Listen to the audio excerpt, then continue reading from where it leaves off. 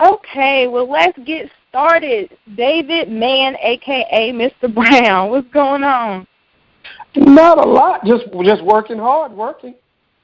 Working hard? And I know you get that a lot, Mr. Brown. Do you get tired of people calling you that, or is it kind of something you used to now? I'm used to it.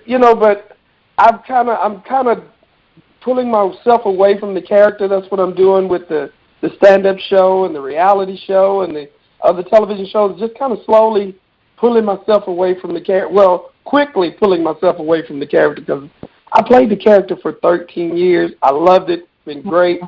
But, at some point it's just time to, move on. I know, I understand. I know you feel like, Lord, my name is not Mr. Brown.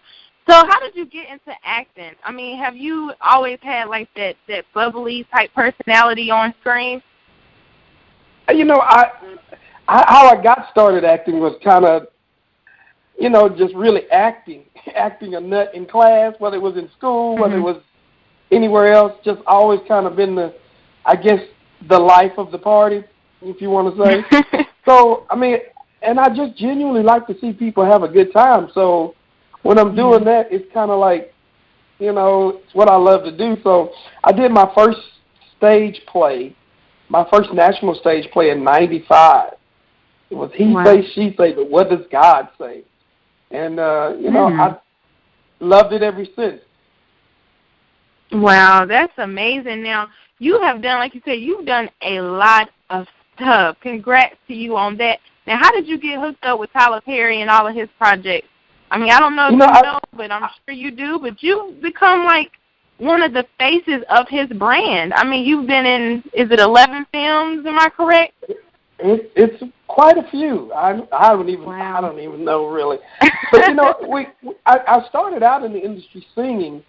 And, once, the Kirk Franklin and the Family was over, we found out that Tyler and we had the same promoter that used to promote our tours.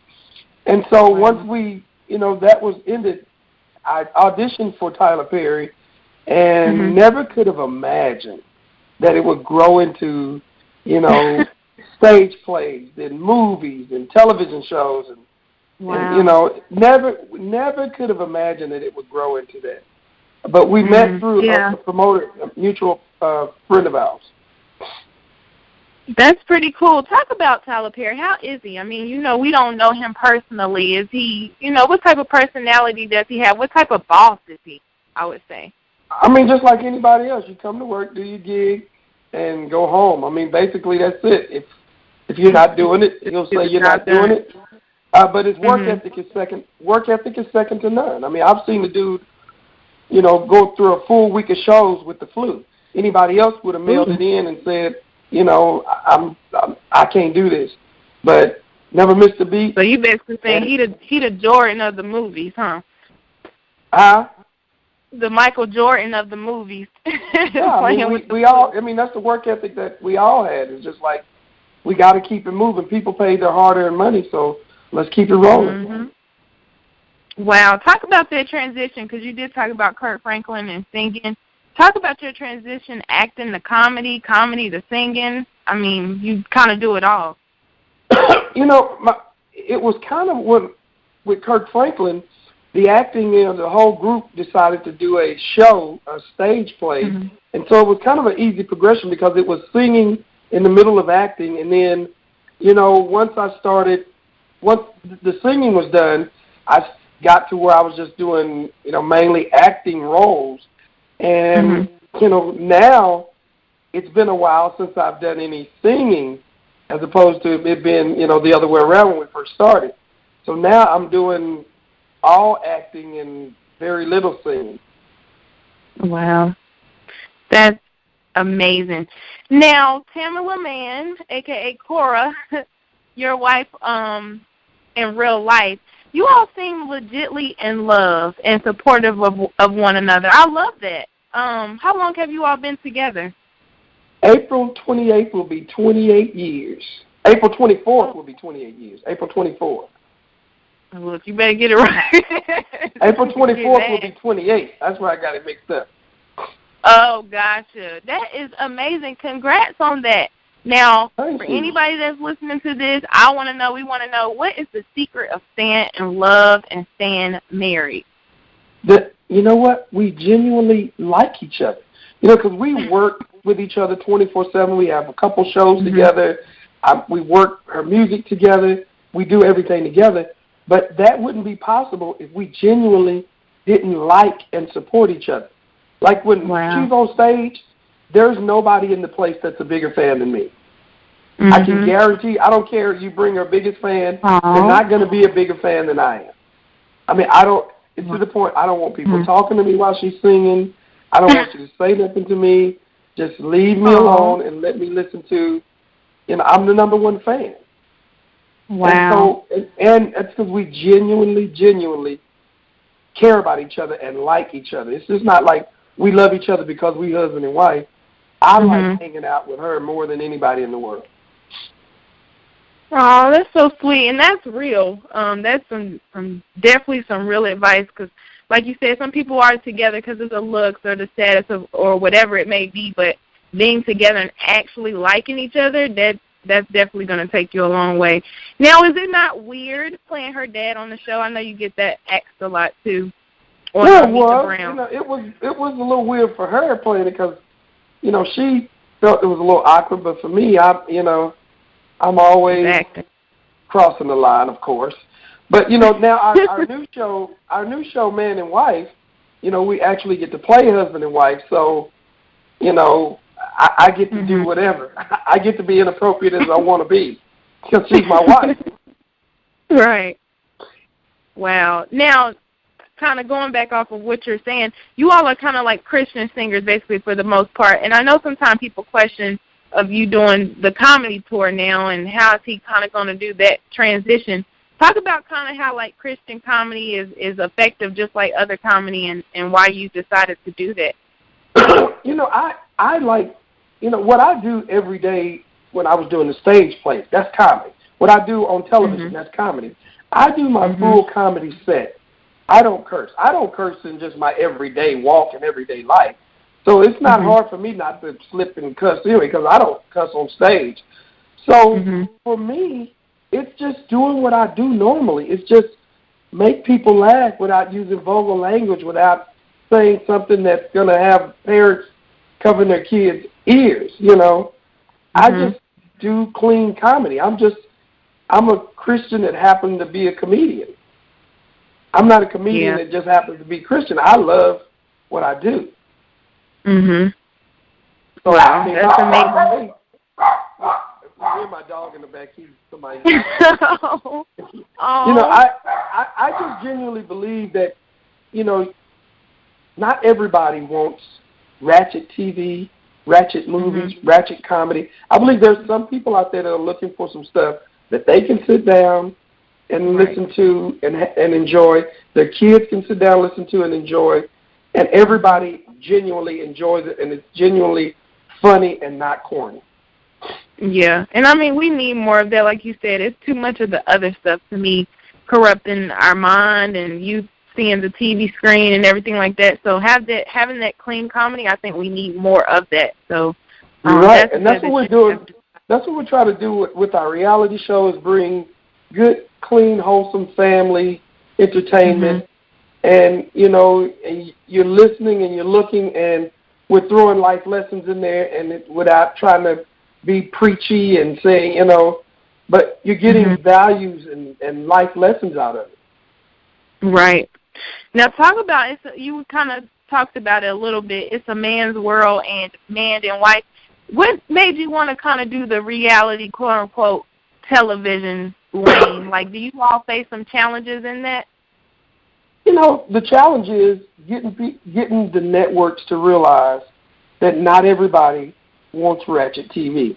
Not everybody wants to see a show where the family's cussing each other out and, everybody's it's just going crazy.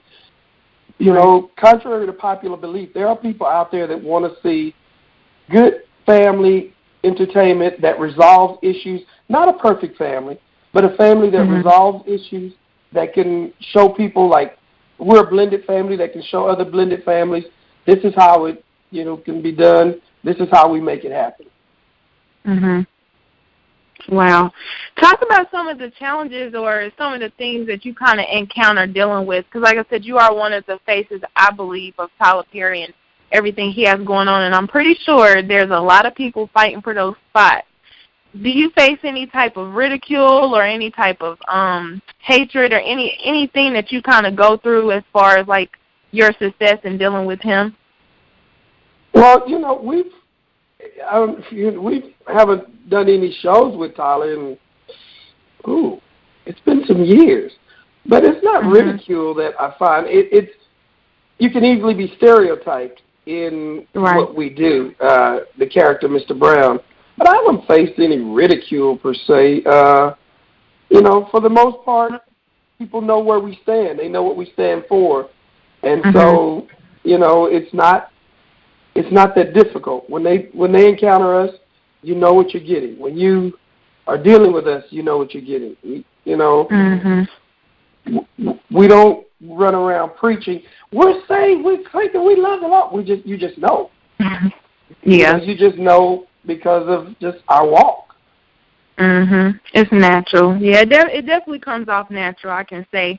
But just switching gears, sometimes I kind of like to go outside of the element of what people do and talk about some issues going on.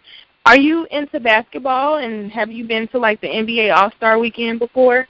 I have not. I've not gone to the All-Star Weekend before, no. But I am into basketball, though. Who's your favorite player? You have one? I have to go with everybody, LeBron.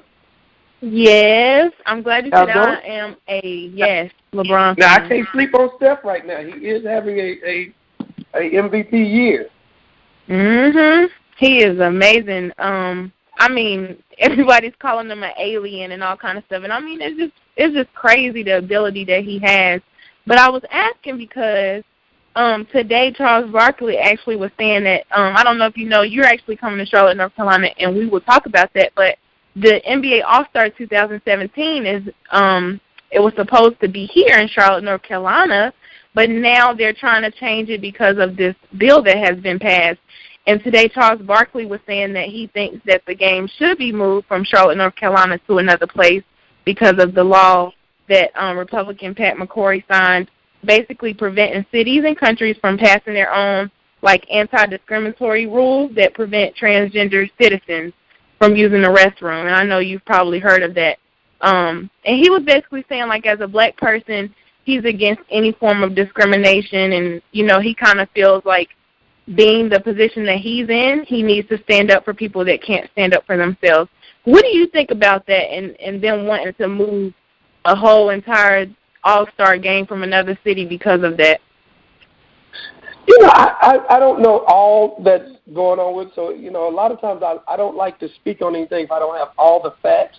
But I will stand and say, because of what we've come through as a people, it's hard for us to get with anything that will discriminate against any people because we know how that feels and we've been through it. So for us, it's like, anytime you leave it to a certain group of people to make up certain rules for everybody, we know what can happen sometimes. That is definitely true. And when you leave it to some states to make up their own stuff, we know what we've come through, Yeah, that's definitely true. Especially here in the South. We know what we've had to deal with and some of the problems that we've had to deal with just growing up here in the South. And, right. We left it to some of our, great, good old boys to do it and take care of us. And, of course, there was some discrimination going on. Yeah, like I said, sometimes I just kind of like to see how people think about different issues and stuff like that. Because, we were kind of excited about that All-Star game coming to Charlotte, and then now everybody in the city is, you know what I mean? We were we already planning events, and I even was trying to hop on throwing some events, and now I'm like, oh, shoot, we got a curveball now. So I think everybody's kind of like, I think mad it'll get about worked that. out. It'll get worked out before that. Yeah, it definitely will. We're going to keep our fingers crossed for that one. But do you get recognized a lot out? I'm sure you do. Do you have a lot of people kind of running up to you asking for autographs and pictures and all of that type of stuff? Yes. But, you now, know, do you ever get tired of it? Huh? You ever get tired of it? No, only time that I have a problem with is when I'm with my grandkids. And, you know, I like to give them my undivided attention. When I'm with them, I'm with them. And, you know, that's the time I choose not to do it. Right. Okay. I got you. I understand on that one because I know sometimes you see these celebrities out and they just have the worst attitude. And I'm like, oh, my God, did you not know that your fans are your biggest supporters? And they don't realize that until they're not the top star anymore, and then nobody cares about them. And then really doesn't care about them because of the way you treated people. So I just believe in treating people like I want to be treated. Right. Wow. You had any crazy fan stories through all of your career? You have anybody that kind of sticks out to you? I guess, you know, just a couple ladies we were taking pictures one time, and I don't know what made this lady think that I wasn't going to say anything. But we were taking pictures, and there were a crowd of people, and she had a handful of my behind. And I told everybody to freeze, nobody move. I said, freeze, nobody move, nobody say anything. And the whole line that was taking the pictures, everybody froze. I turned her right around and let the people see what she was doing.